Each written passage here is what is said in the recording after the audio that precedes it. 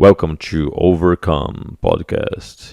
In today's episode, I'm going to talk with Doctor Michael Piekarski, physical therapist, former MMA fighter, and black belt in Brazilian Jiu Jitsu.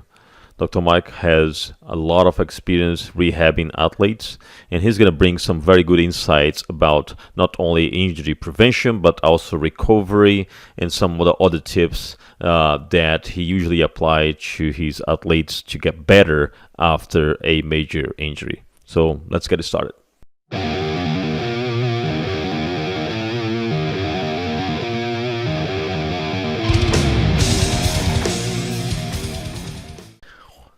Dr. Michael Piekarski, welcome to Overcome Podcast. Thank you very, very much for taking the time to record this today. Hey, I'm happy to be here.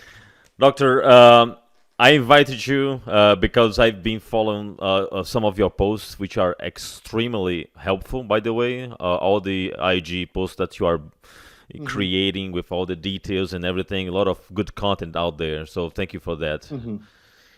I appreciate it. I'm glad you find it helpful. Absolutely helpful, and it comes from someone that knows the science and also knows the practice. Because you are a black belt in BJJ, right? Correct. For how many years?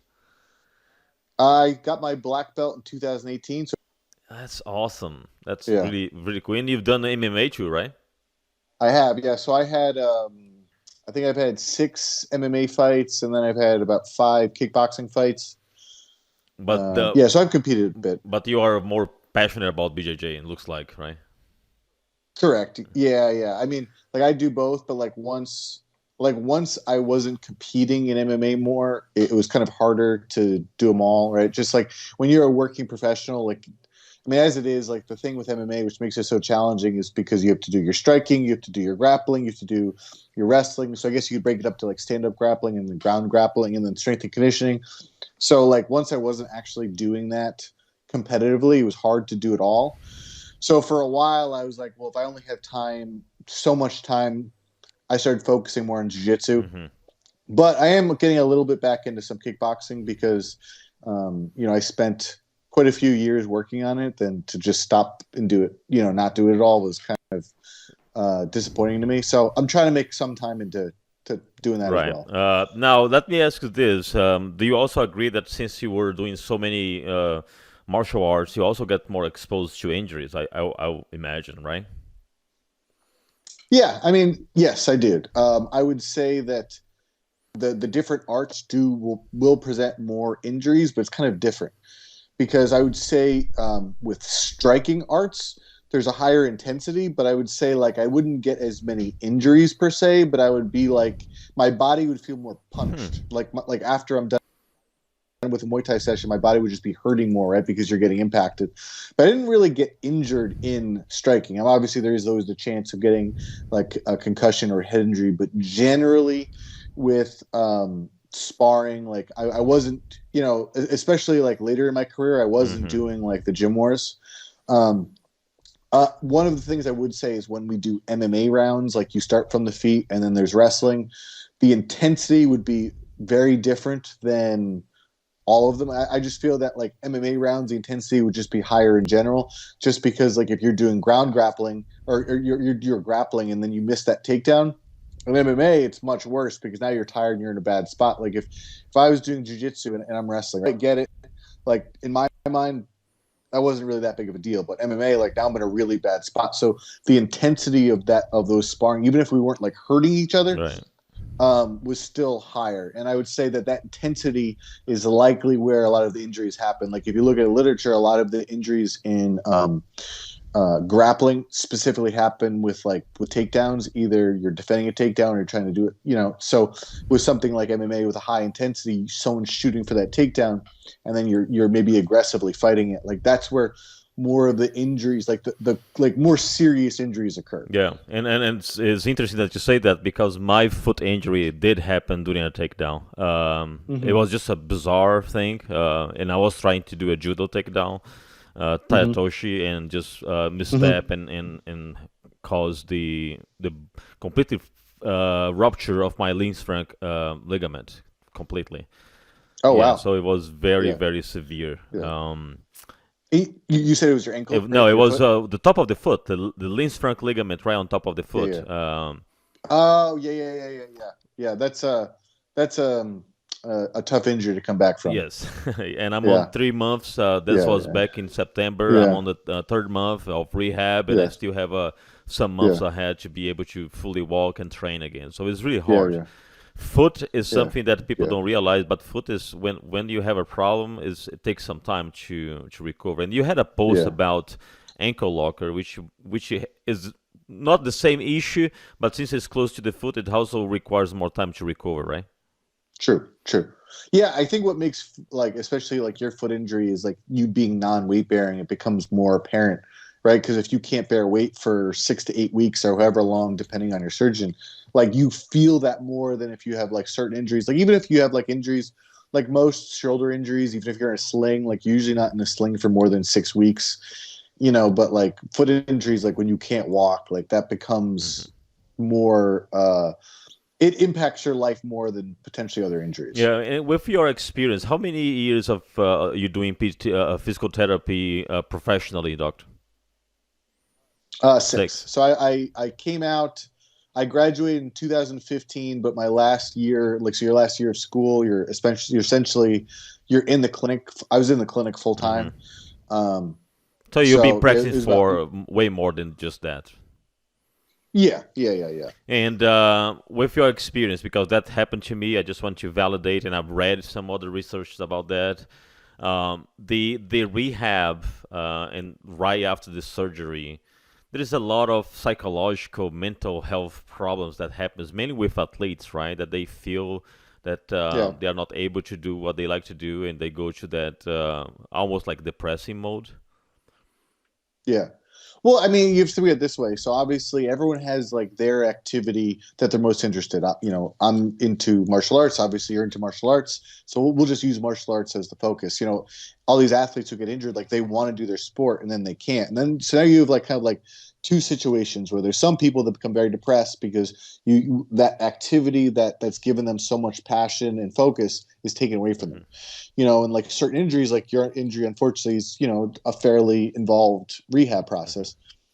So you either have people who then they don't want to deal with it, and then there's some people that will literally just give up on the sport. I remember I was talking to one guy, and he had a partial ACL tear, and I'm talking to him, and based on everything, I was like, I think like let's try conservative rehab first and see how you do. If you have to do surgery, you have to, but like let's see how you do. I'm fairly confident. He was like almost like trying to.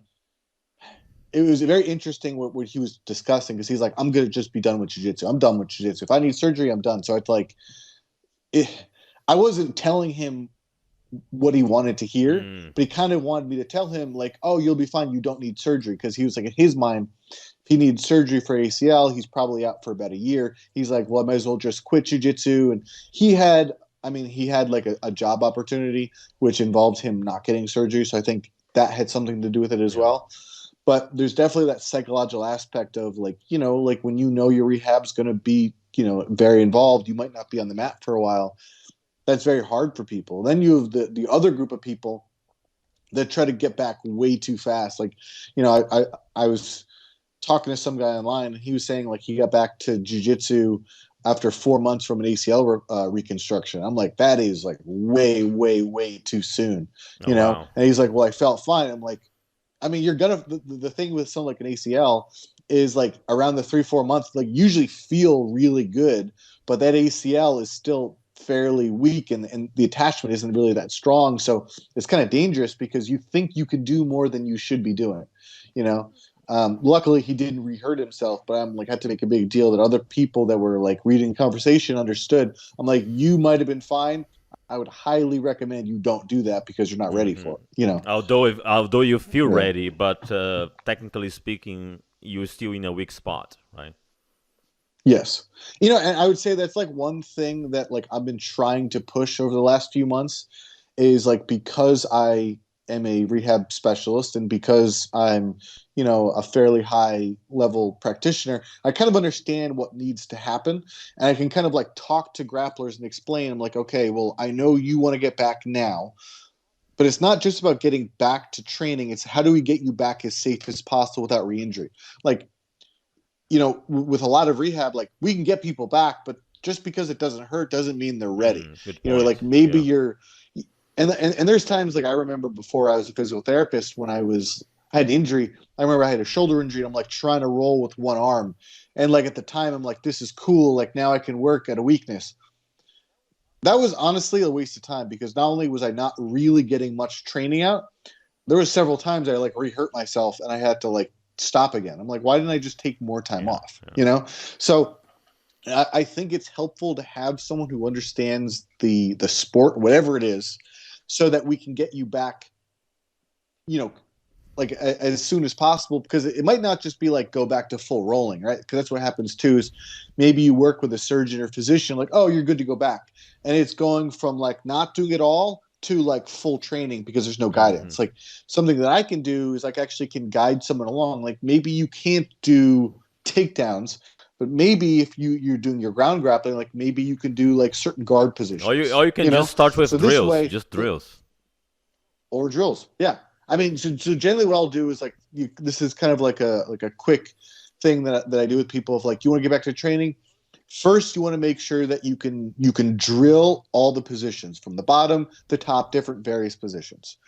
Then you can maybe progress to like flow rolling, but like they have to actually know how to flow because there's a lot of people that, I know a lot of guys that are brown and purple belts who really can't flow. So you have to actually flow. Yeah. But with someone that you trust, because you have to make sure the partner can also flow.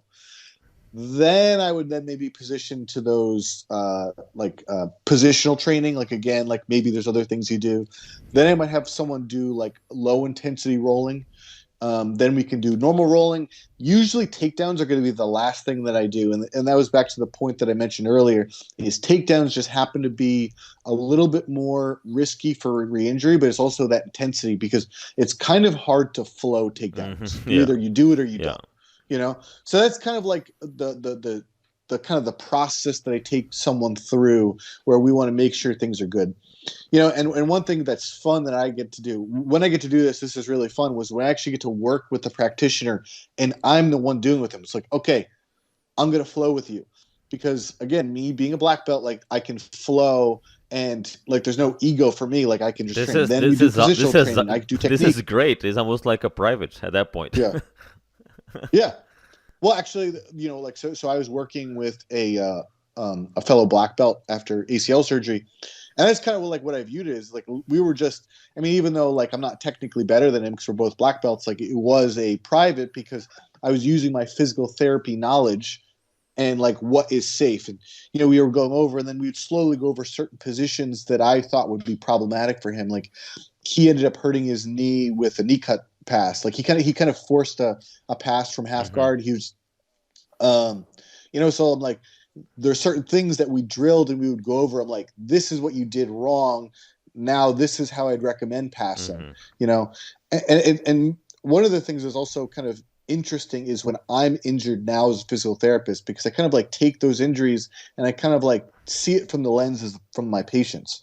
So I remember, I think about July, I had a groin injury and it was pretty bad. And it was very interesting kind of like going through the process of getting back. And I actually found that like, so when I got to the phase where I returned to rolling and I was going like lower intensity, I actually found that my technique was way better. And I kind of changed things about my game, which were overall beneficial because when I was passing, I had to make sure that I couldn't let anybody get a leg lock on me because like if they like, pulled a leg, like my groin was still pretty weak. So I was doing more slow passes. I was passing from my knees, which you're doing almost like more pressure pass, right? Yeah, exactly. Yeah. It was more pressure passing, and I found it, and then also in addition to being, going slow, it actually was good because if you do pressure passing, you kind of do it slow. Like even though like there's an intensity, like you're trying to hold a position, you're not going fast. And actually, when I think of intensity, that speed would be more of something that would have been problematic for me. And I feel like that's when people try to do things really, really fast is when they kind of get into trouble. Right. Unless they are really like lightweight, that they have also the mobility to do it. Because for guys, I'm a super Correct. heavy on IBGF division, so it's hard for me. I'm on Yeah. 220 pounds, so it's I need to Yeah. do slow. I don't really have that speed anyway, Yeah. so I don't try to do Yeah. too much explosive things because that's usually when the injury happens, as you said. Now, Yeah. Yeah. now you have a pretty decent roadmap from someone that went to the injury to go back to Hmm. full row. With your experience, we are talking about what, 8 months between the surgery and the full row, or even more than that, or depends on the injury. Well, it depends on the injury. We'll take ACL just because there's so much research on the ACL reconstruction. So for that one, I would potentially get someone doing like sports specific drills by about 6 months, assuming. But it's not just time. Like a lot of times, again, they say, "Oh, it's been this long, you should be back." I'm also doing this process. I'm also doing constant reassessment of seeing like where's their strength, where's their balance, where's their power, are they ready for something like ACL reconstruction? I usually encourage people to get more specific objective measures. So at the clinic I work at, we have like some cool technology where I literally can like compare with a dynamometer, so I could see like where is your quad strength, where is your hamstring Mm. strength. Then we could do things like I can get people on a force plate and I can watch them jump and we can see, hey, surgery leg is still lacking some power. Maybe you're caving into valgus, which is kind of a dangerous position. Even though jumping itself isn't something necessary for jiu-jitsu, a jump is also a good way to express power development, which is important for takedowns. But it's also important for power development is also your ability to absorb a load. So, like again, something explosive happens, can you absorb that Mm-hmm. power? Um, so assuming they pass all that, 6, 7 months, I'd have people start doing some sport specific drills. Ideally, I would probably hold someone to 9 months before I get them back to full rolling. And the reason why is because when you get people back to a sport before 9 months, the re-tear rates are really high. So, like, a few years ago, they used to get people back to sports at like 6 months, but the retour rates were like again really really high. They dropped pretty significantly every month up to about 9 months, and at 9 months they kind of plateau.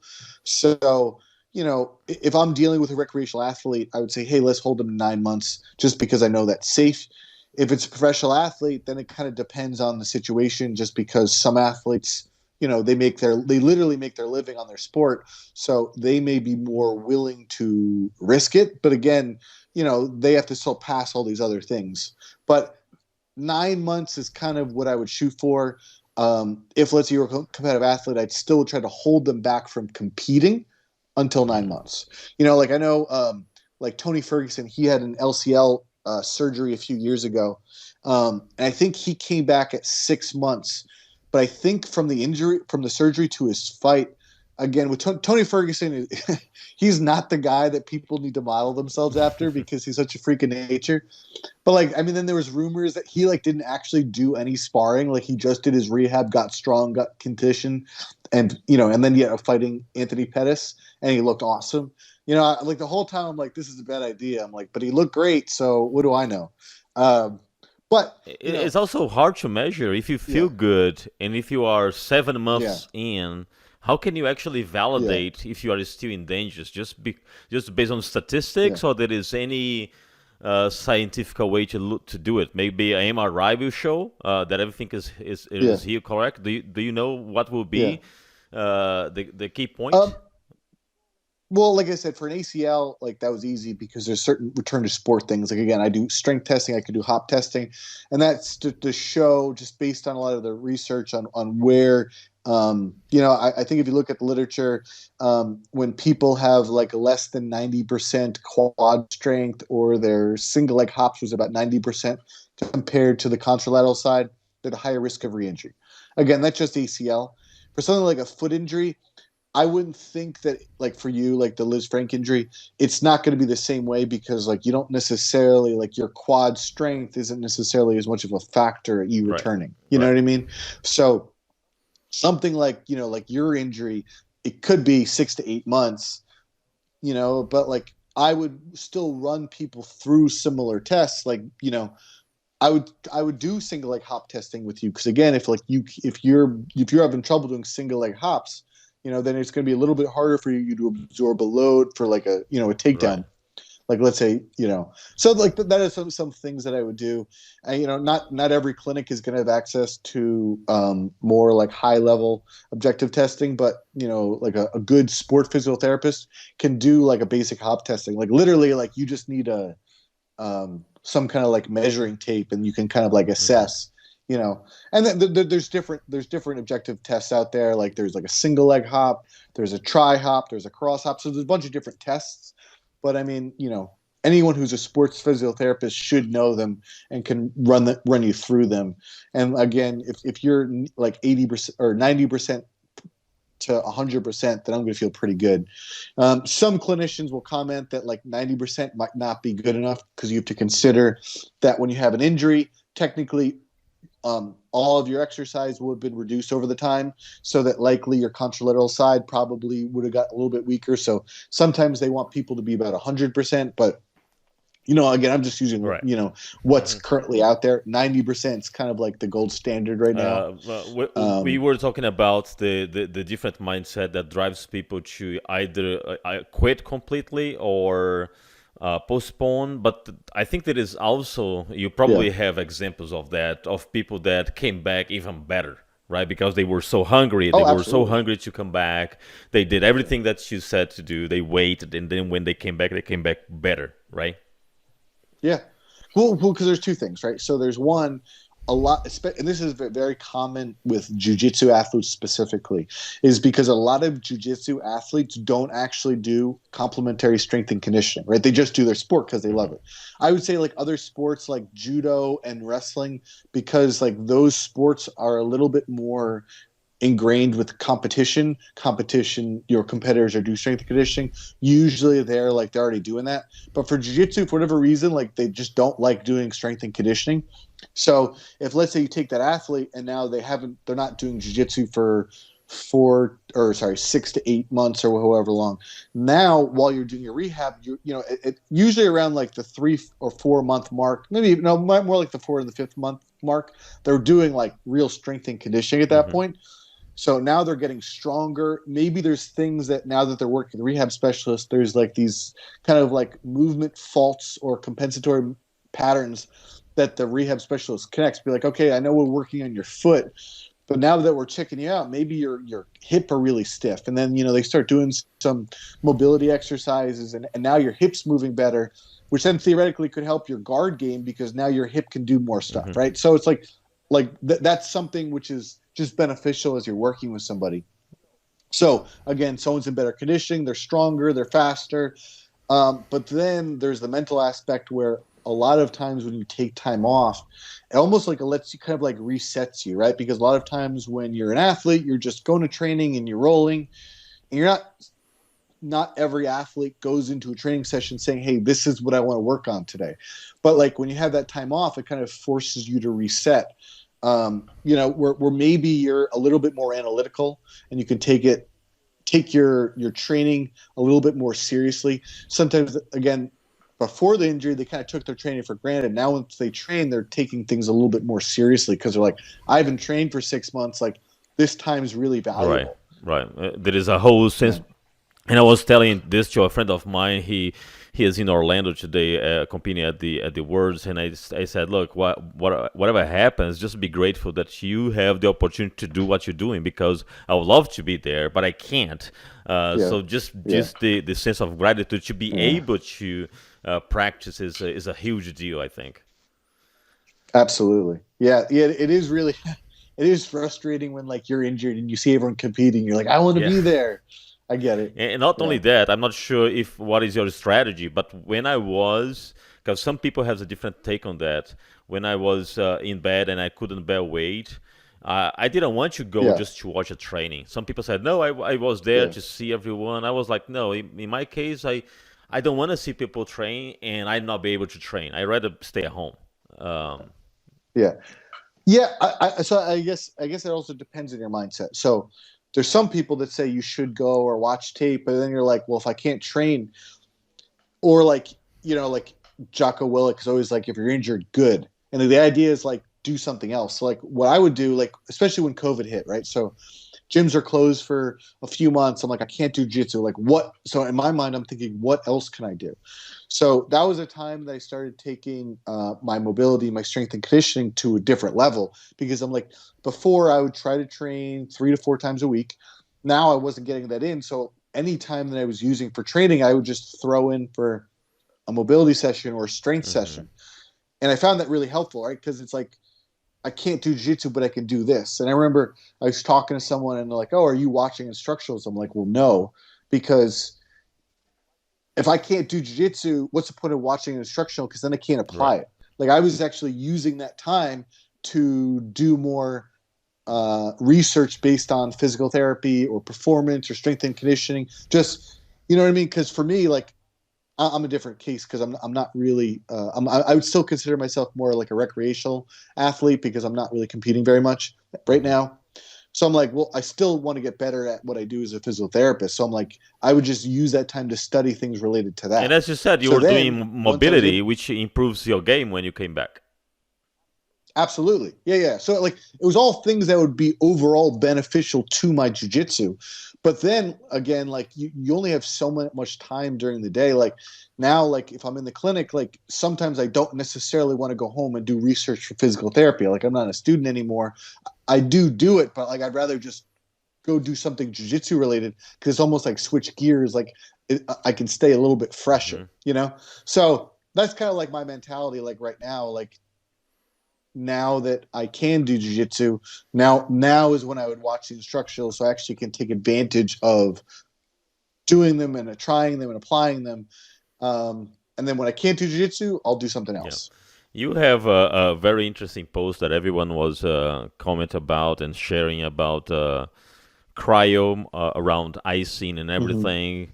Um, Yeah. is your take on that more from the after the fight or after a workout type of recovery, or do you have the same opinion if someone is actually rehabbing from an injury like myself? Because I'm icing my foot 3 times a day just because it's still very swelling, Mm-hmm. and I received this recommendation to keep icing to decrease the swelling. But then I stumbled on Yeah. that post of yours. I was like, Yeah. Yeah. Yeah. is this more towards Well, the actual recovery from training, or does this also apply from formal rehab post surgery? so then the answer, which is usually, is it depends, right? So what does ice do? So ice, in my opinion, is a very good way to reduce pain. If you look at a lot of the literature, I don't think it does a lot for swelling.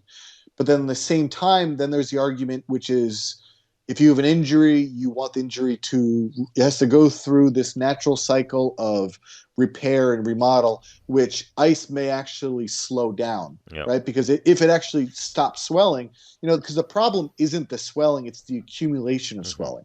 So in my opinion, to deal with the accumulation of swelling, I think compression is a little bit better. So what I recommend to people is if someone has resting pain. So if you're just at surgery, like we know you're not getting back to your sport for a few months. So like in the grand scheme of things, if you put on ice tomorrow, is it really going to slow you? Like, are you not going to get back on the mats? Is it going to take that much longer? No, it's not likely. Overall, you will still get back to the on the mat at the same time.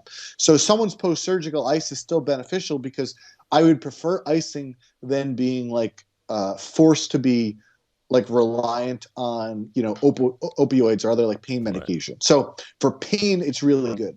The problem that I see a lot is a lot of times it's just kind of ingrained. You go to your rehab, you do your exercises, and you Hmm. ice. Hmm. But it's like if someone doesn't have resting pain, I'm not going to want to give them ice because there's different phases of rehab. So the first phase, like phase one, is kind of like we're protecting the injury. We're trying to get your resting pain down. We're trying to get your range of motion back. That's kind of when ice is most applicable. Kind of that second phase, which is your pain is a lot less, but you still have pain. But now we're starting to maybe doing some more like functional movement patterns. Like maybe I'm with someone, we're doing like some like low resistance squats or lunges or something like that. Phase 3 is, at this point, you really don't really have pain anymore. And now we're actually doing strength building. So the problem is I work with a lot of people, and we're in that third phase, and they're still getting ice. Yeah, that But doesn't make again, sense. if ice is, it doesn't make sense because you don't have pain. So why are we doing it? And then, if in Instagram, I only have so much space, but in a follow-up thing, I talk about icing for with strength and conditioning. And if you look at it, what it showed was that if you're doing and they're saying ice like cryotherapy, right? So I think it was ice bath. So it's like if you're doing your strength training and then you immediately jump in the ice, it's actually blunting the physiological response that we need to get you stronger. So yes, you recover, but the workout wasn't as effective just because the effects are changed. So that's very interesting because I was watching the other day some of the CrossFit games, and as soon as they finish, they go straight to that ice bath, and they just dive into there. It's like, wow, it's like standard. But then again, you have to understand the why. That's really important. So if let's say like you were doing a CrossFit workout, like you're just working out, and then you go into the ice bath, that's not really that effective. But if you're competing and you're doing something like CrossFit, where you're doing multiple events, like you're not necessarily trying to work out that day to get stronger. You're working out to express your skill. So for them, ice actually would be beneficial because, again, it doesn't really matter if you get the adaptation, but you need to recover before your next event. Got it. So for a lot of like martial artists, they love the cryotherapy. I would say that if you're using cryotherapy after a skill training session, like a skill development session, then it could be beneficial. But if you're doing like one of those like crazy competition days where you're just rolling really hard and you're trying to also get like a cardiovascular benefit because you're working hard, and like then maybe the ice isn't as beneficial, right? So, and that's why like I'm not a big fan of like when there's these like recovery centers, because I feel like, and I posted on this actually I think yesterday, I think that a lot of modalities and training programs have different applications, but it's really up to the rehab specialist to kind of guide you along, which is, is this an appropriate intervention at this time? Because you see these things and they do everything. Like they're like, I get my stim, I get my ice, I get soft tissue work, and they get all this thing, but it's like, did you need all that or did you not need that? Right. And, so like for you, you're post-surgical, you're still not, it sounds like you still have some stuff that's going on. Ice would probably still be very applicable for you, but like maybe a few months down the road, you don't have pain, you're back to things. Maybe it's not. Yeah, and I actually feel like the icing to me is more to reduce the swelling, although you say you don't too much agree with that, but my range of motion, at least from the ankle perspective, gets better after icing just because it's not that swole. When it's really swole, it's hard to even do the up and down movement with my foot. Yeah. Like I said, if you find it beneficial, I would say keep doing it. Because another thing I'll throw in is there's preference. Like I have some people that hate ice, so I'm like, why would I force them to do ice? Like I personally, I don't ice my injuries. Like I had minor surgeries. Like I didn't really ice much afterwards, but I didn't have much problem. Like I didn't have a lot of pain, so it doesn't really make sense. Some people love it. If you love it, go for it. But just again, understand what it's there for, why you're using it, and don't just use it to use it. That's true. That's a very good point. And on the same post, actually, you post one thing about icing one day, and the next day, I think you post about heat. So heat has also a really important point in this recovery, but it's a different phase, in a different purpose, right? Yeah.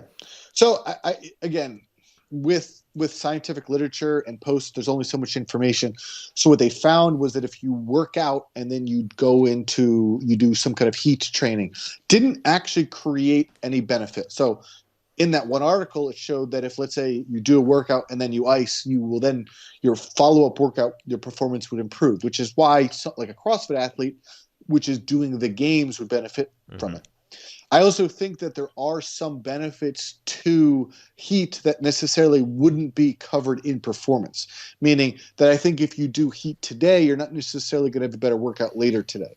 One of the things, which again wasn't covered in the article, that I'd want to do more research is potentially heat would be able to get you from a sympathetic nervous state to a parasympathetic nervous state, right? So like when we work out, we're in that flight or fight, which is needed to make sure that we're kind of like operating on all cylinders. But then for the recovery standpoint, we want to be in a parasympathetic nervous state, right? Because that's where we actually get the adaptation. So potentially, and again, I have to do some more research on this to say, potentially like a sauna or some kind of heat could then get us in that parasympathetic nervous state so that we can then recover and we're adapting. But again, just based on that study and how it was defining performance, it didn't notice a significant benefit. Interesting. Do you ever use any during your rehab any type of laser therapy, or you don't use laser a lot? I don't. One thing to keep in mind is just my clinic doesn't have one, so I don't use light. And then two, depends on what light you're using, and the research is kind of mixed. Sometimes that, like I think a class 4 laser does have some benefits for the healing process. What I would usually say when it comes to a modality is I kind of would like rank what's most important, and then I would take the athlete and say, if like let's say they're done with the session and maybe there's still time and that modality is available, is it going to hurt them, right? So overall, like the most beneficial thing that I can give any athlete is education, right? So my job isn't to fix the athlete, it's to guide them along and kind of like help them through the process, develop the plan, identify what the problem is and how we're going to get better. And I know like some people like don't think of that as being important. Like that's like the most important. Of course it is. Yeah. Yeah. And then the next thing, which is which type of physical intervention can I give that will help them? So ultimately, when it comes to tissue healing, a lot of things that we want to do is like appropriate load, whether it's strength building or even like these low level strength exercises, which people like they go to rehab and they think they're doing these like kind of like silly exercises. You have to think also if like, let's say you have an injured tissue that is kind of like a weakened, brittle state, those things are actually still creating an adaptation effect. Yep.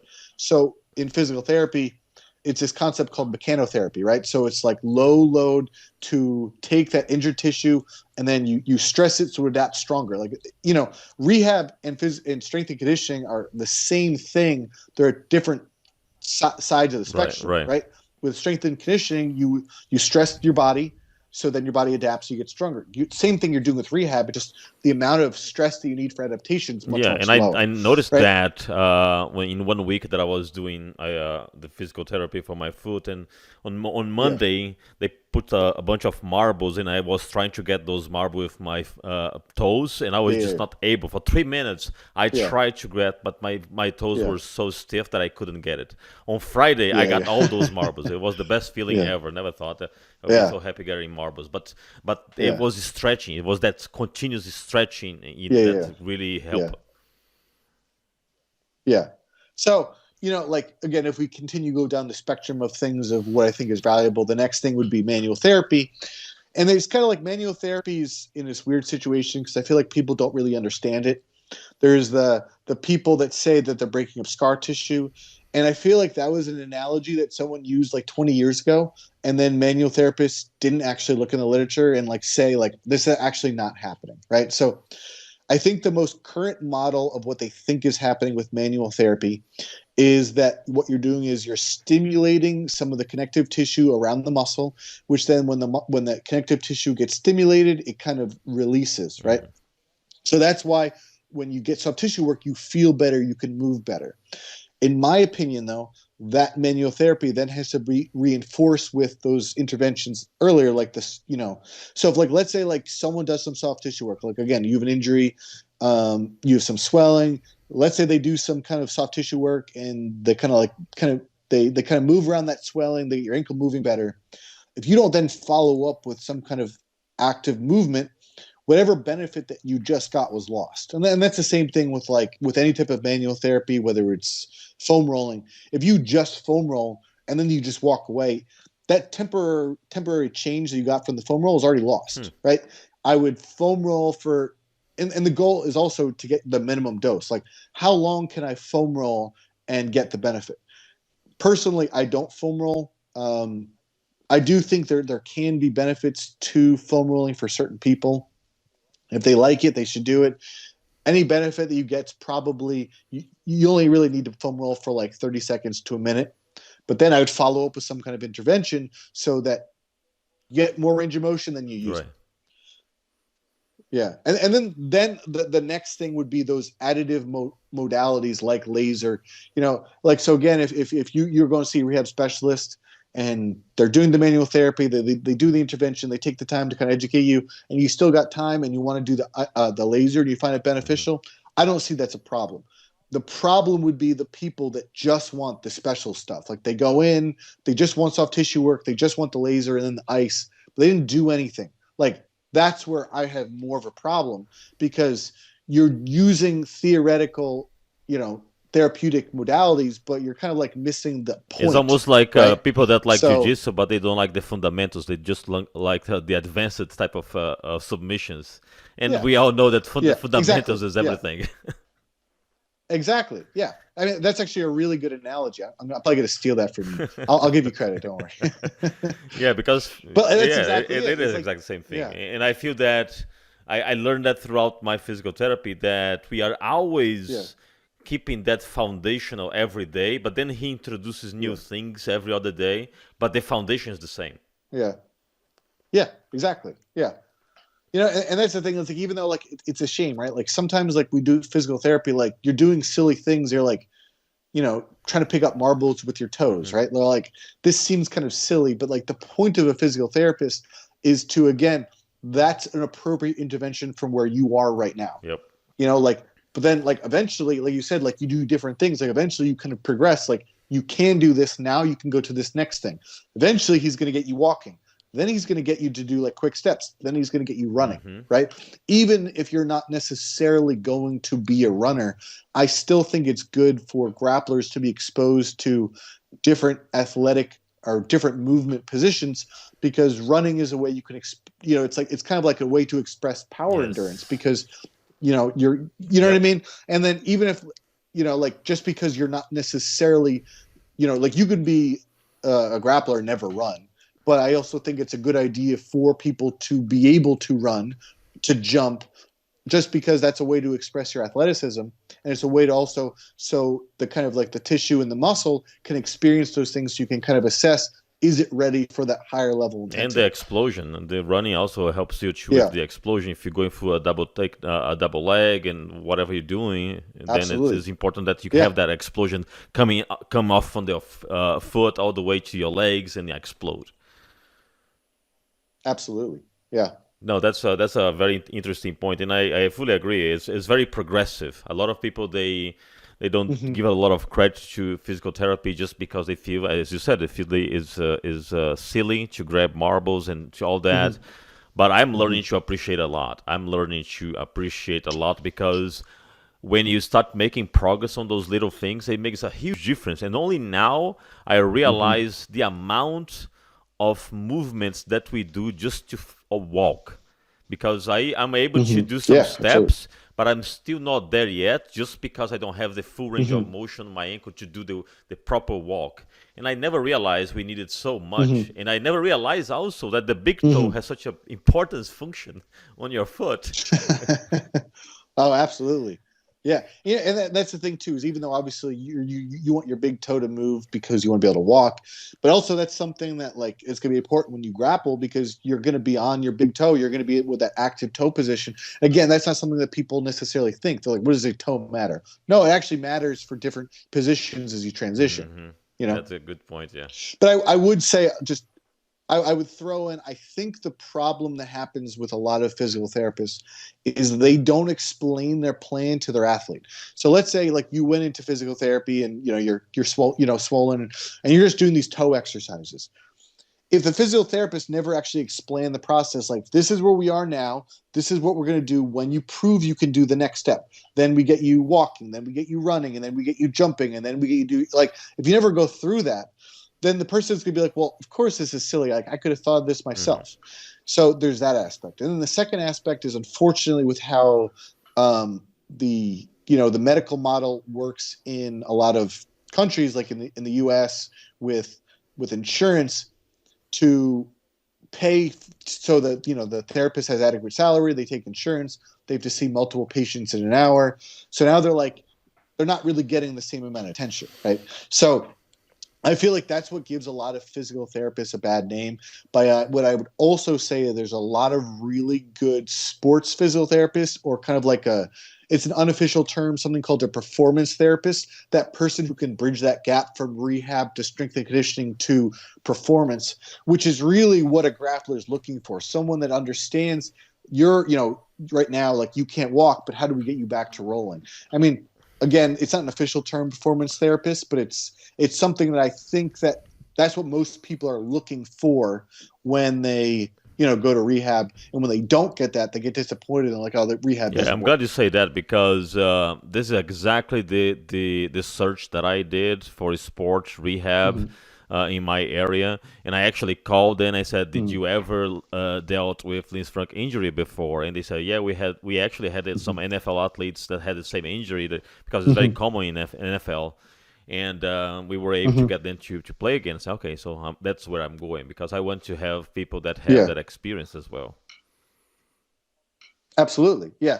I mean, one thing that's unfortunate is if you never worked with an athlete who has an injury, like, you always have to get the first at some point. But the beneficial thing that you did was you're with someone who's a pro athlete. Like, you get someone back to the NFL, like, you have to, again, take the level of athlete. You could probably say that, like, the NFL athlete's probably like the highest level athlete of any sport. I mean, obviously it depends on the sport, but just knowing how much money's there, like, you take like a jiu-jitsu athlete, because there's no money, like, you're not going to get the same level of athlete than you would with like an NFL player. So these are the type of people making like millions and millions of dollars. If they're getting back to playing, like, it's effective, because if someone's, their career, they get to make millions of dollars to play, they're not going to go to like a kind of an inadequate physical therapist. And that's and they probably do have some special program, because I've seen some NFL athletes coming back from injury really fast. So probably they are also doing multiple sessions a day and multiple therapies a day, just to speed up the process. Which is another point that I would like to ask. Do you think that there is any other thing that can improve healing, or is just a matter of time? There is any supplementation? There is any special diet, something that can help the process? Do you ever talk about this with your patients? Well, okay, so there's two things. So there's things that will slow down healing. It doesn't happen that often, but it does happen. Something like smoking will slow down healing, right? Because smoking will actually kind of like negatively affect the healing qualities of the tissue. So there are those athletes that smoke, even if they're not an athlete. Like, we had the discussion, look, I know you might not be able to just stop smoking, but know that this is negatively going to affect your healing process, right? Next thing is we can talk about protein intake. Like, when you repair your body, like, protein's kind of like the building block. So you might need to take an increase of protein. I usually don't really talk too much about diet, other than say, like, hey, like, you might want to increase your protein levels. I do think it is important, though. It's not as much of a problem with athletes, but there are a lot of people out there with essentially really terrible diets, which might be like pro-inflammatory. So it's like, you might be more inflamed because you're just eating really poor food. And sometimes I'll have that discussion, but I don't necessarily jump to that. It depends on your state. Like, in California, where I practice, I am allowed to talk about that, but it's kind of like, I have so much time with my patient, it comes to like picking my battles. So it might be something that I say offhand while I'm doing some manual therapy. So it is a good point of things to address when you talk about nutrition. So I would say increase protein intake, maybe decrease inflammatory foods, maybe decrease alcohol. I know a lot of times what people do is they're injured, they can't do anything, they're feeling depressed, they want to have some more alcohol. I would encourage people to not go down that road. And I've been there too, personally, so I get it. But, just know that it will potentially affect the healing process. I do think that cardiovascular training is really beneficial as well. with whatever that they can do, because again, the better your cardiovascular system can function, which is, your the better you can get nutrients spread. There's a reason that athletes tend to heal a lot faster than non-athletes. Some of it's motivation because they're willing to put in that extra work. Like they're not going to, I have a lot of patients. I'm like, did you do exercises? And they'd be like, no, I didn't. Well, it's like, what do you think is going to happen? You think you're going to get better if you don't do what I'm showing you? Usually athletes are the people like, yeah, I did it like 5 times. So they're like the type of people where I have to actually like tell them to maybe like slow it down, so there's the motivation, but also if they're in a better cardiovascular standpoint, like their base before the injury, likely they are going to start to deteriorate a little bit, but it's not going to be that much, and then there's things that you could do to try to maintain that, like a lot of times it is good to get someone to do some kind of cardiovascular training before we do manual therapy because it makes the tissue a little bit more pliable.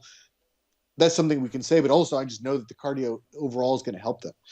Now, what is your take on healing, vitamin D? Do you think vitamin D helps in some way the healing process? I haven't looked into literature on it, so I can't really give like a real expert opinion. I do think vitamin D is very beneficial for health.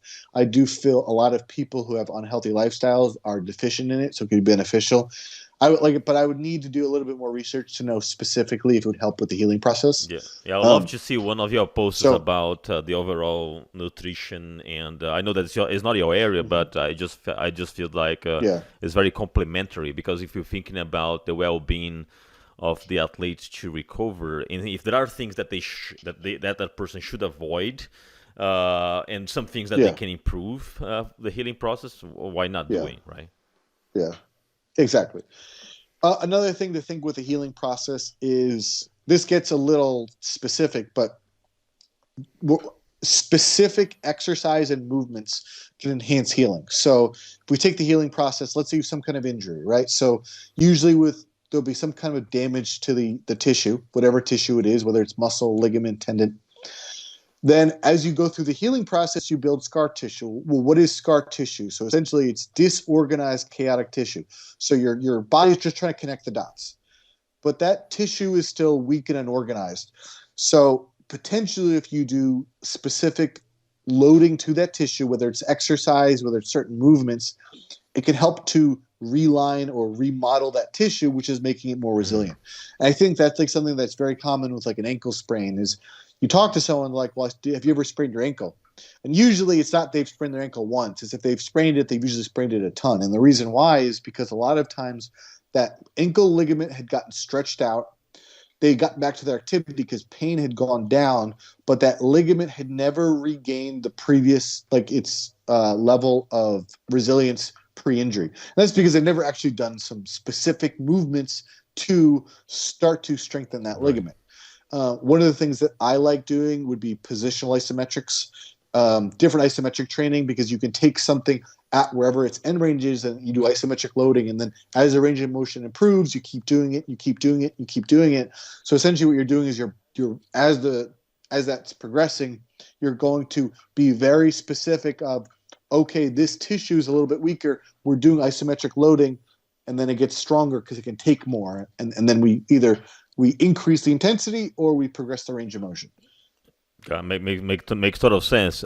And what is the fine line between enhancing that scar tissue and sometimes that fear of rupture or doing something beyond is necessary? Like, because sometimes to me, the doctor said, my PT says, is it stretching? I said, well, it is stretching, but at which point will it actually stop?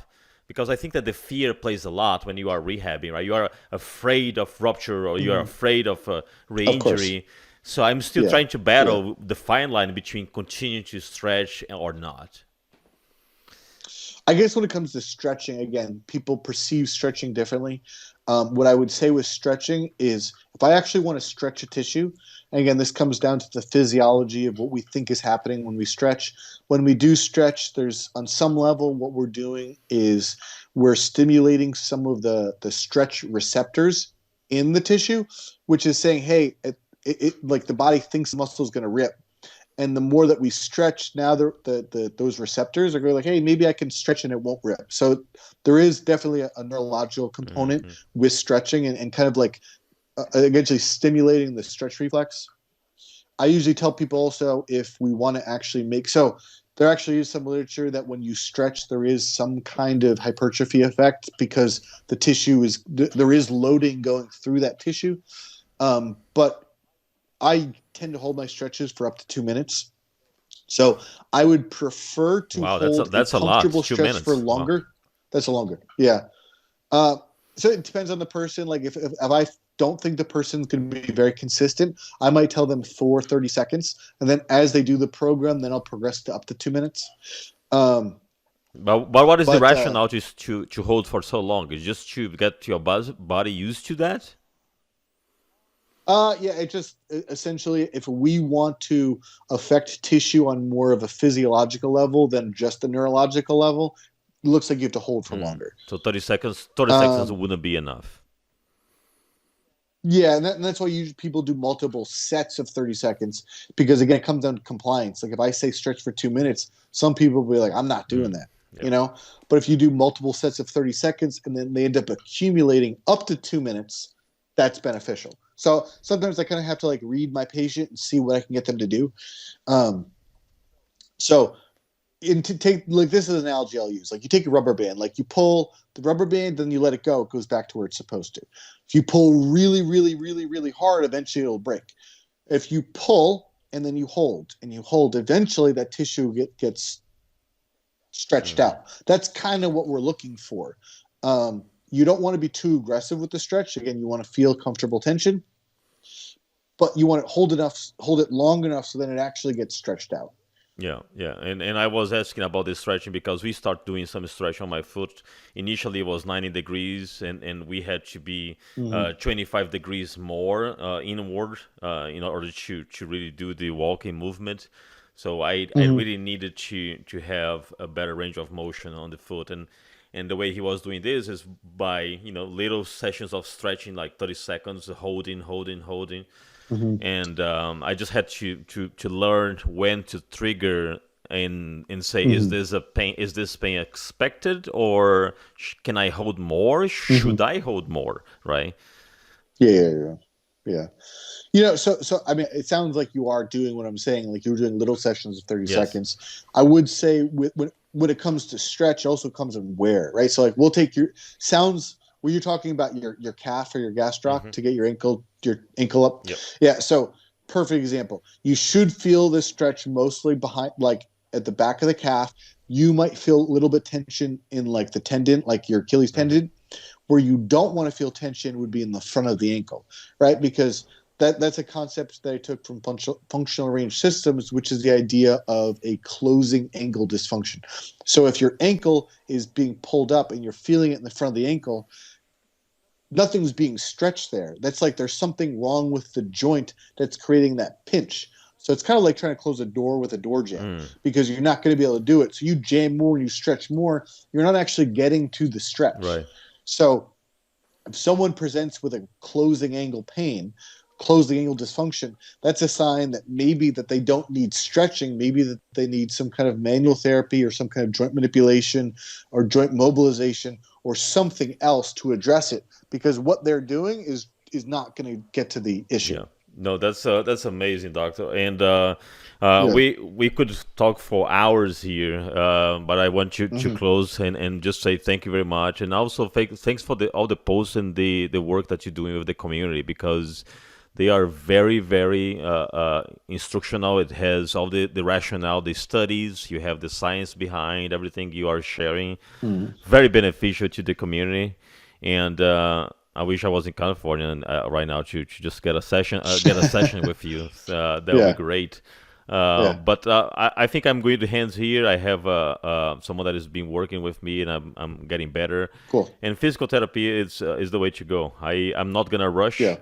I don't want you re-injured, that's for sure. And I'm very cautious about that. I'm probably gonna go back to drills around April, because Mm-hmm. April will be 7 months after the injury, Mm-hmm. which is a good time to start playing around a little bit. Yeah. And between now and then, I'm just going to to strength training, Yeah. going to make sure that my muscles are back to what it was. Yeah. It sounds like you're doing everything right. And even though I wish I could be multiple places, there's a lot of really good therapists all around the country. So it sounds like you're in good hands. All right, Doc. Thank you very much for your time. I truly appreciate you taking time off your busy schedule to record this episode. So thank you very much.